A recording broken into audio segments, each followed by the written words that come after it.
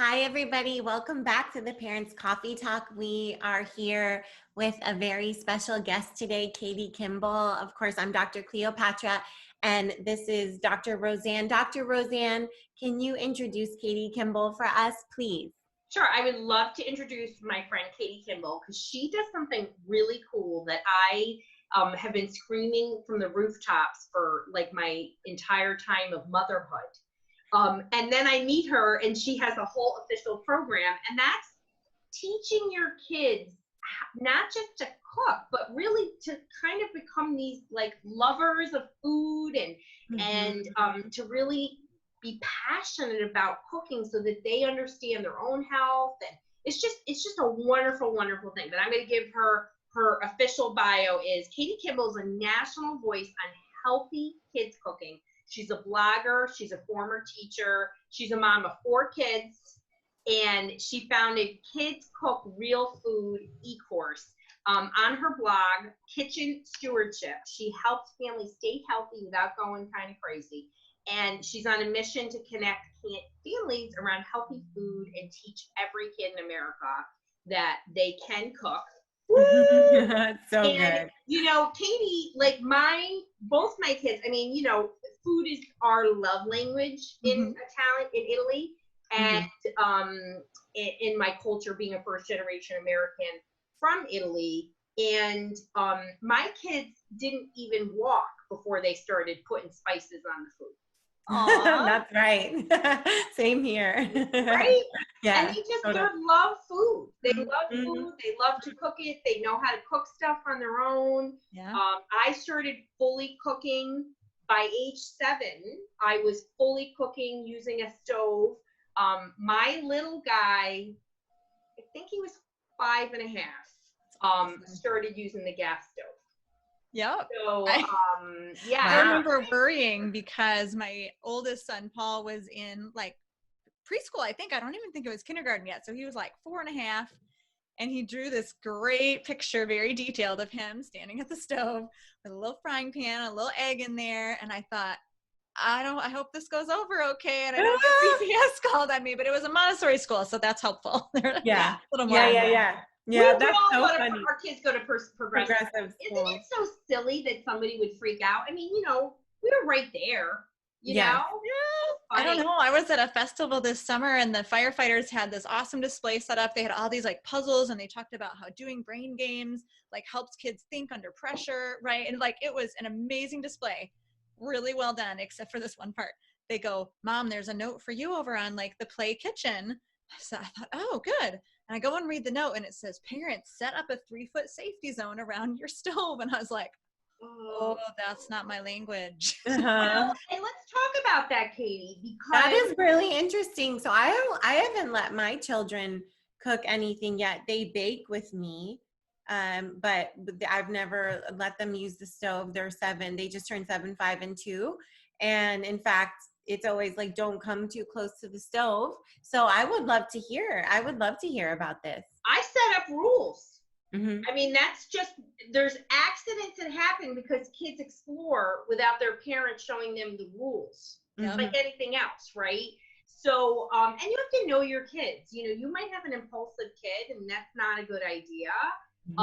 But you know, certain kids, like Katie, I don't know. I'm speaking for you. I mean, what do you feel about that? Yeah, I want to hear this. This is opening up a brand new world for me. I love it. Well, this is fun. So Dr. Cleopatra, your 5 and 7-year-old are perfect examples. Okay. So if you look at your 5-year-old's like reading ability and writing, the writing's really like big and uneven, right? Because small motor control is not there. Some 7-year-olds are reading chapter books. They're writing paragraphs. They're creatively like, and their writing is much smaller. And so the explosion of knowledge in academia between kindergarten and 2nd grade, incredible. Right? The reading, the writing, the small motor control, it's insane. And yet at home, we often tend to just still have them kind of folding the towels, the easy stuff, dumping in, you know, spices that we have measured, stirring, same stuff. And so I think that's something that I like to try to jolt parents' brains and say, you know, they have such a developmental increase in those years. We can have those responsibilities increase. So I do think a lot of kids at age 6 and 7 are mature enough for the stove that they can read. They know a lot of rules. They can follow a lot of linguistic rules. They can follow a lot of safety rules too.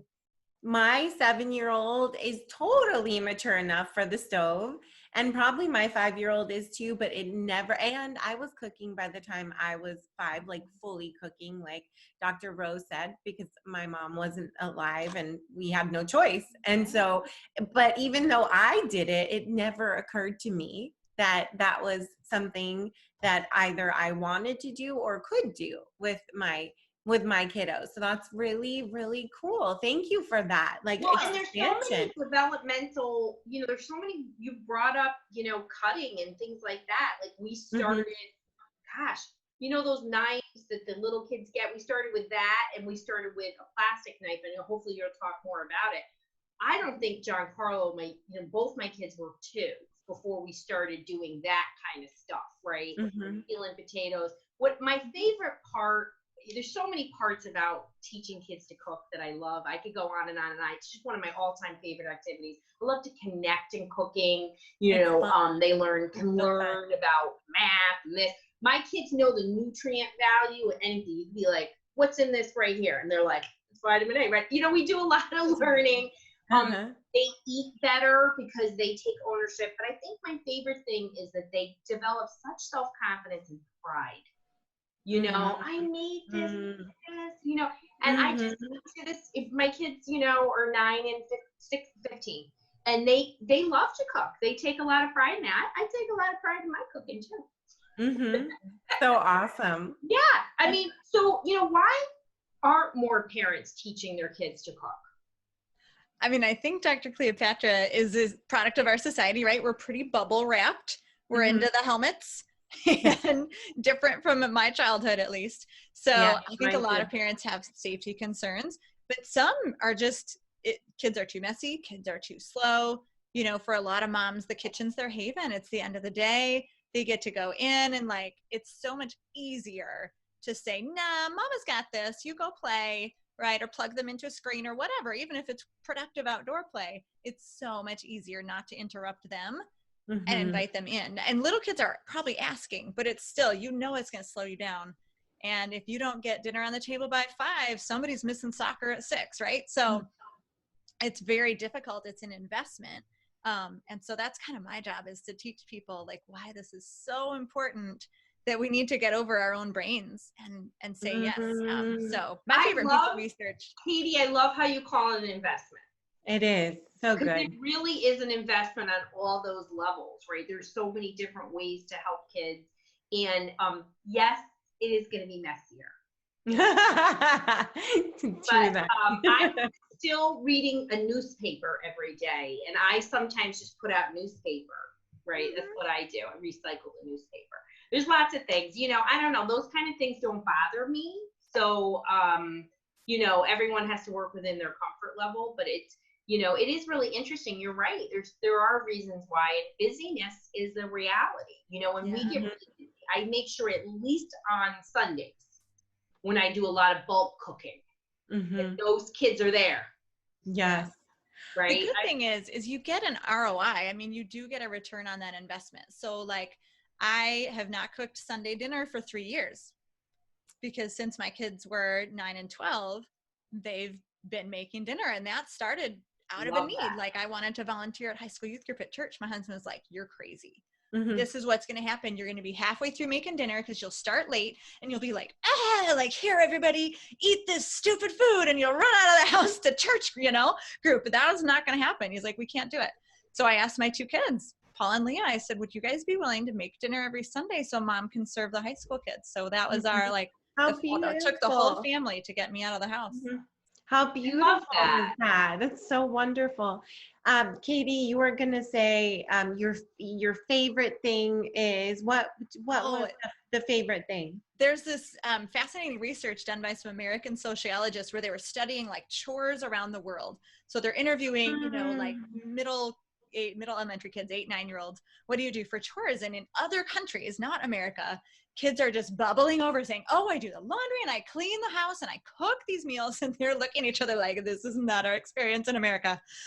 And the theory, their hypothesis was that in these other countries, the parents were giving responsibilities very young, age 2, age 3.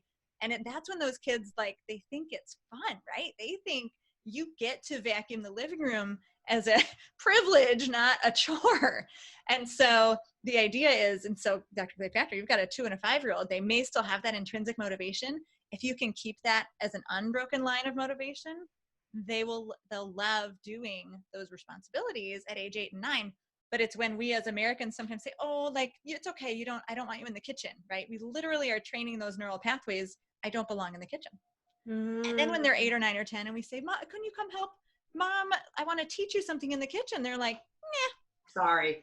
Yeah. That's so interesting. I have I think a little bit of a personal revolt because I started cooking and cleaning so early in my life out of necessity that I don't really want to do it, and I don't really want to have a strong desire to pass that on.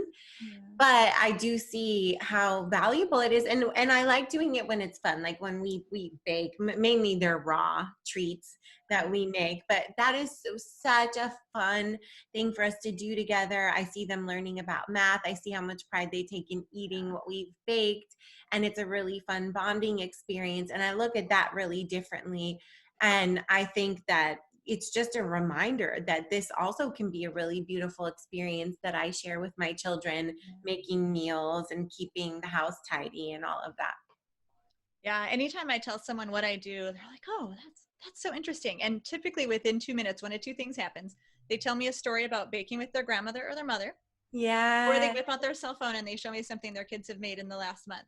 Yeah, Because we build these histories around food. That's how we connect. And so we know that's mental health protective. I know you guys are all about that. Mm-hmm. And I love watching that happen in our member families where they're like working together in the kitchen toward that common goal. And it really builds strong bonds. Well, and you always say that, working in the kitchen is much more than kitchen work, and like, listen to the long list of benefits that we're talking about, mental health, self-confidence, and also too, enjoying the food, right? Yes.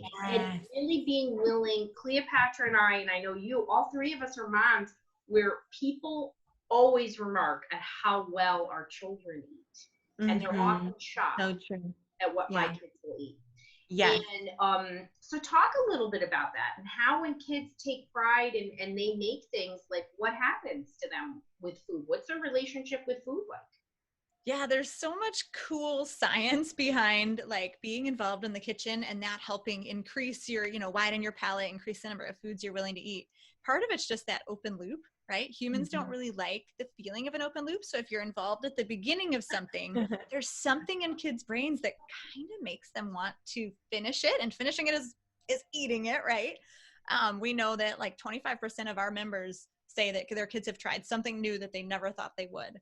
And one of my favorite stories. That is awesome. That is so awesome. Yeah. And we know a lot of the other 75% were already good eaters, right? So like, that's still a pretty big number. But one of my favorite stories, one of our member moms, Stephanie, taught her 2 girls and 2 neighbor girls. And they went through at the beginner. I mean, these girls were older, like probably 10 to 12, but they started at the beginner. They did every single lesson. And one of the times she shared a picture of like some boys all of a sudden are in the shot. She said, yeah, the brothers and the neighbor boys had to start coming in to see what was going on. And they're trying, they made stir fry, and all the girls were like, yeah, we're not eating these vegetables. They ate them. The brothers are trying these green smoothies, so it was like this ripple effect even beyond, it was like positive peer pressure. So it definitely helps. And also you sort of inoculate your senses too. So especially for really picky eaters, if there's some power struggles at the table, the kids get stressed every time they see something on their plate. They feel like they have to eat it, even if you don't say that. But when you're in the kitchen, that pressure is gone. They don't feel like they have to eat it, so they can engage with the food. And we know that every exposure to food sort of counts to fill what I call the exposure bucket, right? And your really picky eaters are going to need maybe 100 or 200 encounters with food. Well, I don't want to put a piece of broccoli on my kid's plate 200 times. So it's awesome to know. Katie. No, you don't. No. So, it's great for parents to hear that, hey, guess what? Washing it, cutting it, cooking it, serving it, passing it at the table, every exposure sensorially counts to fill that bucket faster. So that's So really cool. exciting too. That And I is always so said cool. to my kids, like, hey, we're gonna make this, and I'm so proud of you that you're making this, and give it a try. And if you don't like it, that's okay. It just always took the pressure off them. And Mhm. they really, my kids try everything. They don't know another way. Like it's just and we've never eaten off a kid's menu either, because that's not real food most places. Mhm. So Most of the time, that's their right. Yeah. their taste buds are different, and this is just such a wonderful, I really, really, really, truly believe that our kids, my kids, making their own food right from the get-go in many different ways, cutting, full preparation, spicing, picking menus.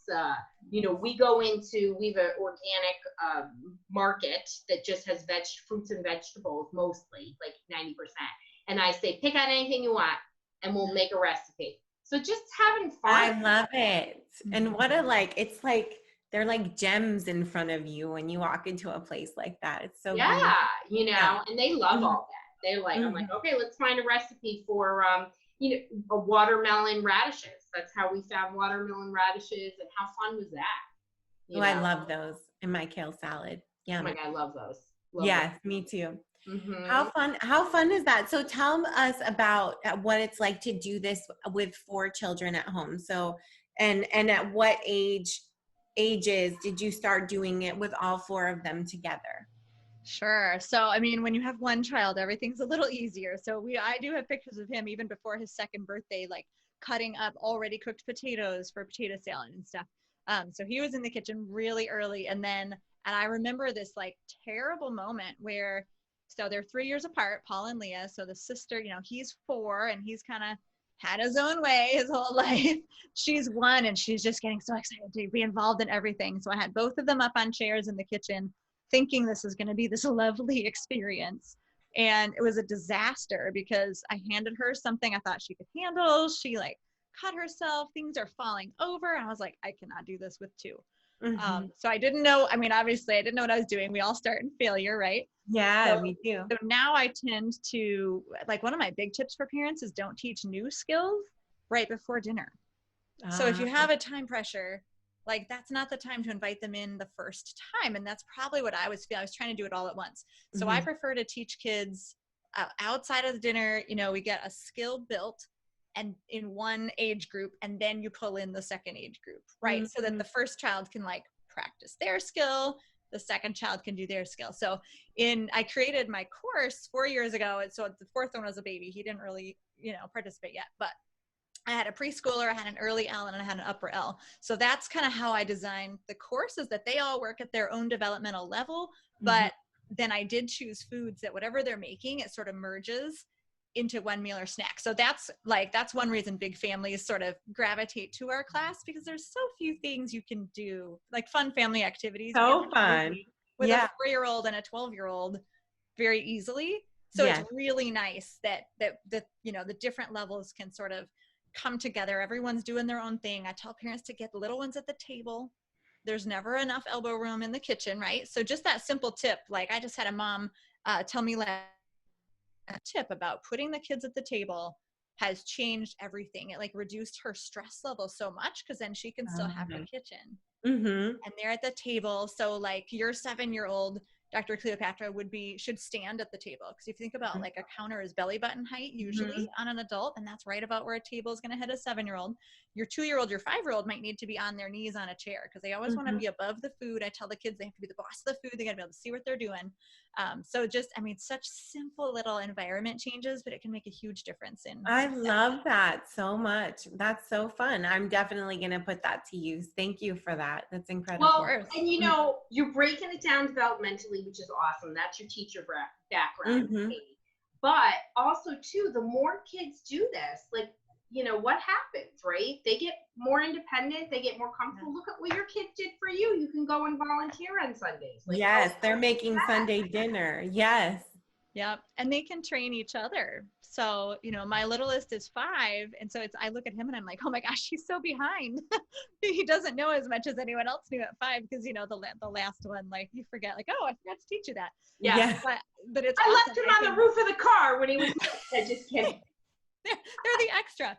But it's great because I can say, all right, like Gabe needs to learn his measuring skills better.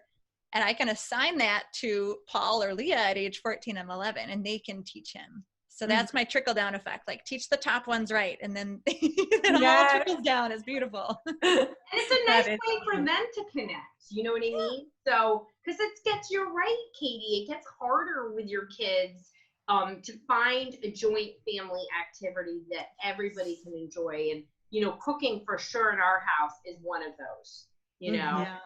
And it's lovely. It's quite lovely.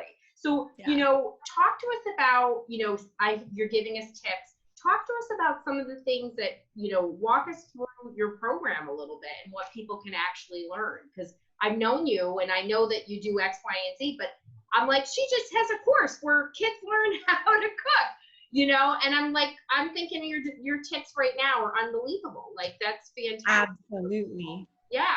Yeah, my superpower is definitely making things practical, right? So the course is all videos, which means mom doesn't have to be super comfortable or super confident in her own skills, right? Like I will do the demonstrating. And so it's okay if you don't know exactly what you're doing because most of my generation was not taught to cook. I think you're the anomaly to Cleopatra. So we do split them up into the levels. Sort of the beginner is preschool, intermediate would be age 6 and up, advanced would be age 8 and up, but you got to know the intermediate skills. So preschool, we're working on all that fine motor, pouring, measuring. I like to give kids that age something they can do independently. So we rename the measuring spoons, dad, mom, kid, baby. Oh, I love it. Anybody can catch on to that, even if that's not your family structure, that's okay, you know?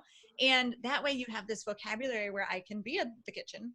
My 4-year-old can be in the, you know, at the table. I can say, find the mommy spoon.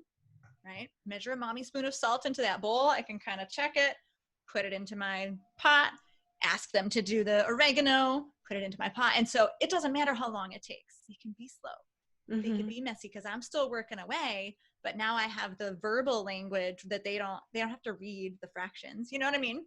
Yeah. So that's a great way to give those kids a job. And then at dinner you say, oh, guess who helped with the soup? Guess why the soup tastes so good, right? Because Gabe did all the seasoning.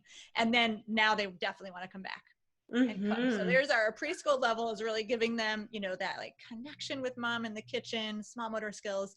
At our intermediate level, we teach them how to read a recipe well. So they got to be readers, get those sharp knives in their hands, and we get them at the stove. Those are the big 3. And we're really focusing on confidence there.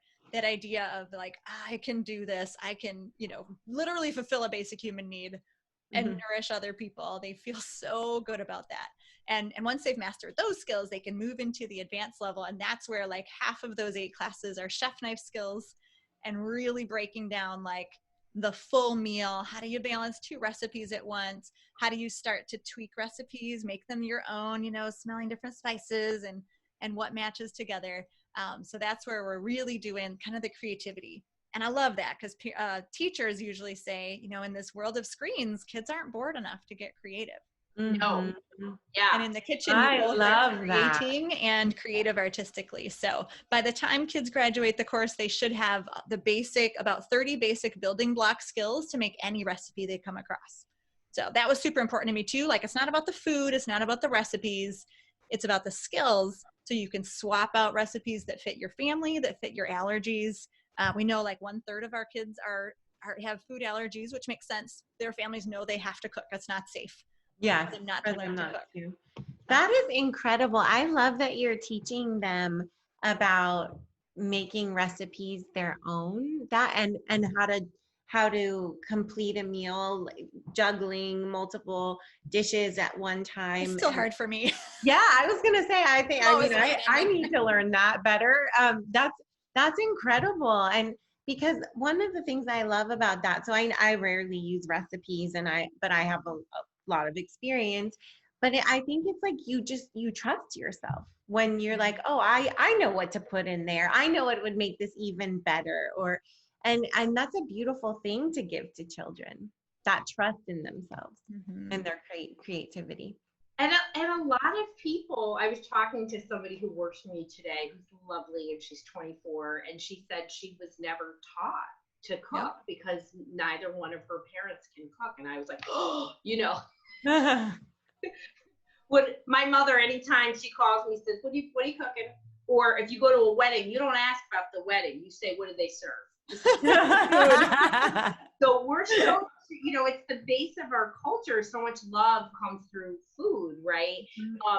And so, what she was telling me today was that, she didn't know how to cook and she wished that she could. So I was like, I'm going to give you my top tips, right? Like everybody always over focuses on the ingredients. It's actually the process. And then being able to do what you just said, Katie, like, I don't have this, but this is a good substitute. And having that, it's such a great skill. They, if you go to, like, I've had numerous students who, because of their food allergies, can't eat at the dining hall in college. And so they live off campus or live in campus housing and have to cook their own food. And colleges are getting better. I'm saying they are. But a lot of colleges also, when they do like allergy dining, it's boring. I mean, that's like the worst thing. So you're like really teaching these kids to be independent about it, but also how to bring flavor into your food, which I think is missing in the American diet because they're eating so much junk that they don't know what real flavor is like. Yeah, we focus a lot on vegetables too, and so that's automatically allergy friendly, but fully a fourth of the lessons are knife skills. Because I think if you are going to eat healthy, the produce section's locked if you don't know how to cut your food. You know how to cut it up. Yeah. Great That's point. A really good point. Right? Yeah. And people don't know how to teach their kids knife skills, right? They're afraid they're going to get hurt. Yeah. Yeah. I mean, we make it, I've had so many parents say like, I was so scared of this, but we had a great experience with knives and fire. Like, who would have thought? That was amazing. But we use a lot of fun, like mnemonic phrases to teach the safety techniques. So not only do the parents and kids have a common vocabulary, but it's easy to remember. It makes it fun. So we teach like 4 ways to hold the knife, 3 ways to hold the food. Fun phrases like up and over soldier and tug of war pull and rock-a-bye baby. And just, it makes it easy for the families to understand where the fingers go, right? We always say, stand up your fingers like a soldier. Don't stick your finger out down the food, or it's saying, pick me, I'm going to be cut off today. And so, we have a lot of giggles. Adorable, Katie. That is really incredible. I love that. But again, you're teaching safety, right? You're having clear language, you're empowering them, everybody knows what the rules are, and you're taking a lot of those barriers to some of the reasons why parents don't do it. Absolutely. Which is so cool, and I think as, people are, I've been super, holistic my entire life, and, as a practitioner for almost 30 years working holistically, I have seen a nice shift in the last 10 years, I would say really the last 7 or 8, where people are being more aware about food and trying to eat healthier. And I think it's awesome, and so this is just another tool, it's not just a tool, it's actually a foundational piece. It really is. Their kids to love their food, help them to love themselves because they're so much more self-confident, right? And I think about it, I mean, you think about, Cleopatra, you didn't have a mom. It was like rough, Cleopatra, her dad was, working real hard to provide for them. When I think back to my cooking, it's at 7, and I visualize myself at the stove on one of those old plastic lawn chairs and and making eggs, right? That was my first foray into cooking. And I just think of that as such a prideful time. And so my parents were not bubble wrap parents. Let us fly. They were, when I was 12, my mother said, you'll be doing all the Christmas shopping and wrapping now. Here's the money. Wow. Entire family. Awesome. And so go ahead. And I was like, I got it. It's going to be the best Christmas ever. That's so great. I love it so much. You know, so everybody benefits. And of course, I'm super independent. And then the next year, prior to internet, of course, in the 80s, age 13, my dad said to my sister, who was 16, you girls are going to plan the family vacation. Here's the week we're going. Wow. Take care of it. That's incredible. I love that. We went to the Bahamas. Those are some good life skills. I like that. Planning your vacation. Independence. You know, you don't have to jump into that, right? But my parents let us be very independent. And for us, I remember it as starting with cooking and feeling super confident, you know, in myself. And it's definitely a huge reason why I am super confident as an adult, and always kind of am, because I had this ability that I was really good at something. So it just brings so many lovely things, Katie. It's pretty exciting what you get to do, and how you get to teach people, you know, this wonderful foundational skill. Yeah, I think it really makes a difference in families too. Like, we just hear from so many moms who, like, they have a baby or they're sick in bed and their 7-year-old brings them breakfast. Or I just saw pictures the other day. One was, I think she had just had twins, and she told her daughter said, "What do you want for breakfast, Mom?" The daughter's 9. And she said, "Well, I want to make sure I have a fruit, a protein," and I forget what the other thing was. So her daughter made this little menu, little check boxes, and made her breakfast in bed. And I mean, how good does that little girl feel? Maybe not go to the Bahamas good, but still really confident in herself. That's what's next. That is incredible. And that she's helping, you know, take care of her mom and helping take care of the new babies. That is so beautiful. Yeah. What an incredible skill. Yeah. I mean, and this becomes like, I share my stories, right? Is a different, you know, my parents are who they are, and not every parent has that comfortableness. And also the 80s are long gone. So, right, the days of riding your bikes until dawn, you know, like, are over. Yeah. It just started smelling really good in my house. So I have to tell you, it's kids cooking night. I was literally like, who's burning something? Like, oh, that smells good. Like, dinner is happening right now, and I am in the office. And you didn't do it, right? And that's what I was going to say. It leads to independence in not just in cooking, but in other areas, right? Like, so for parents that are concerned, and you know, I'm saying this as a psychologist, when you give kids the tools to be independent in other areas, it does transfer over.